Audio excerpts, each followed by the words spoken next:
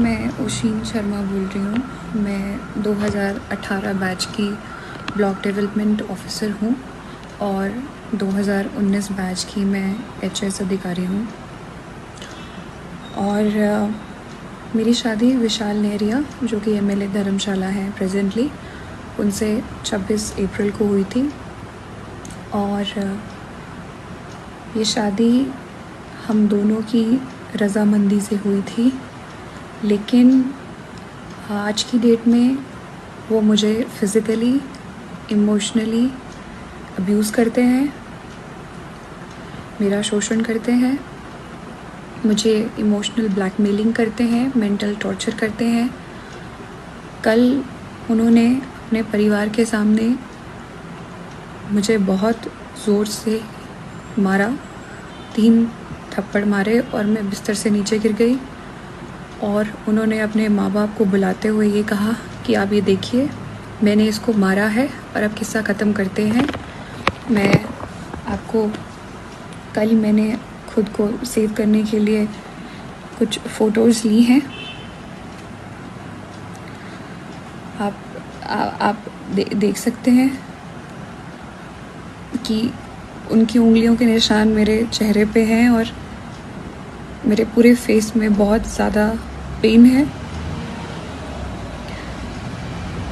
मैंने खुद को बचाने के लिए खुद को कमरे में बंद किया और अपने पेरेंट्स को उसी समय कॉल किया और वो लोग मुझे वहाँ से ले गए।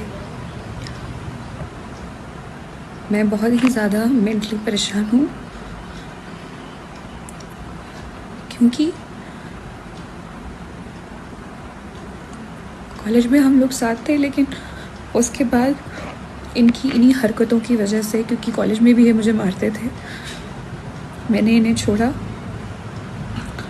और मैंने अपनी ज़िंदगी में आगे बढ़ी।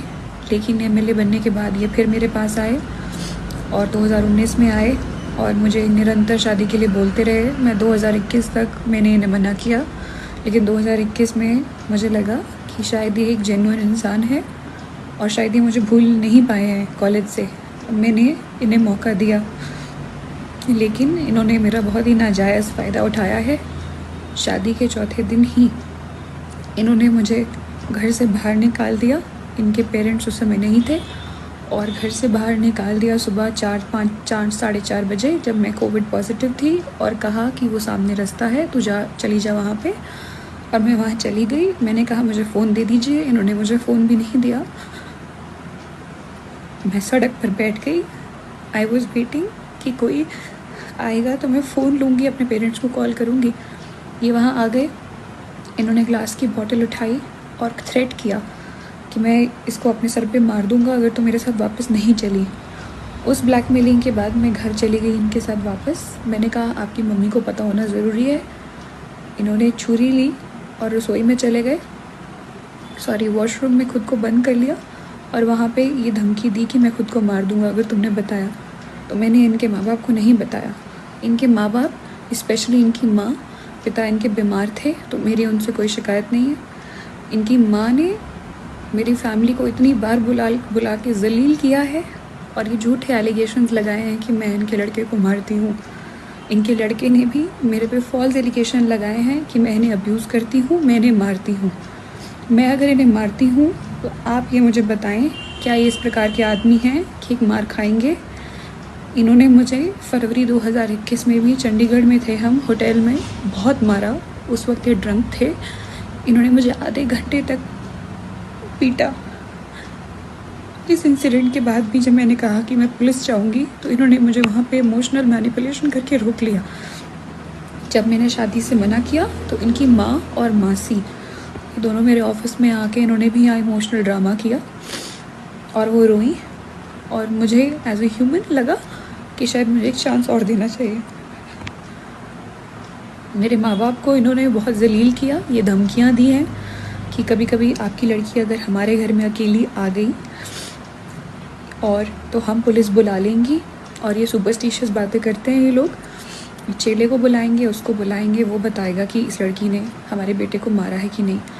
इनकी मदर को ये नहीं पता कि ये मुझे किस तरह से थ्रेट करते हैं, इमोशनल ब्लैकमेल करते हैं कि ये खुद को कुछ कर देंगे और मेरे सामने सामने इन्होंने खुद को सर पे स्टील की बॉटल भी मारी।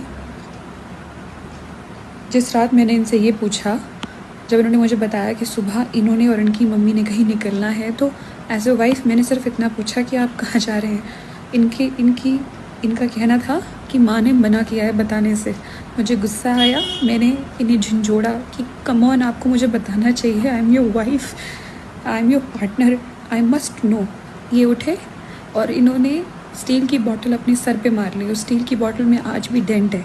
बाद में ये मुझ में एलिगेशन लगाई है कि मैं इन्हें अब्यूज़ करती हूँ और मैं इन्हें मारती हूँ। इनकी माँ ने ये तक मेरी माँ को फ़ोन करके बोला है कि आपकी लड़की हमारे लड़के को मरने पे मजबूर कर देगी।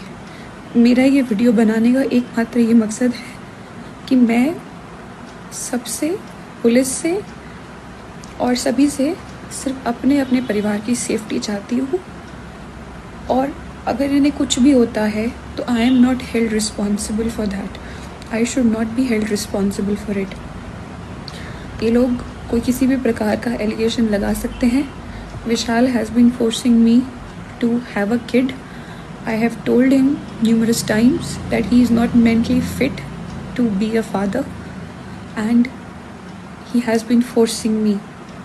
He doesn't allow me to have a contraceptive also, and मैंने पूरी कोशिश की है कि मैं प्रेग्नेंट ना हूँ इस स्टेज पे, और मैंने खुद को बचाया है।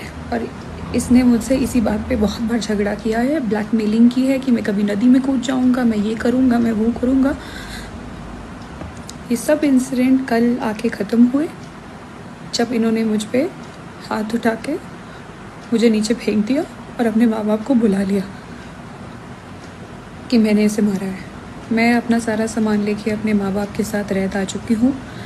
आज से पूरे 5 दिन बाद मेरी ट्रेनिंग है हिब्बा में, 1 जुलाई से। मेरा ये वीडियो बनाने का बस ये मकसद है कि मेरे पे कल को इस प्रकार की कोई एलिगेशन ना लगे, और जिस तरह की मेंटल एगनी और हैरेसमेंट मेरे साथ हुई है वो फ्यूचर में किसी और औरत के साथ ना हो। Being a woman and being a civil servant, बस मेरी यही रिक्वेस्ट है।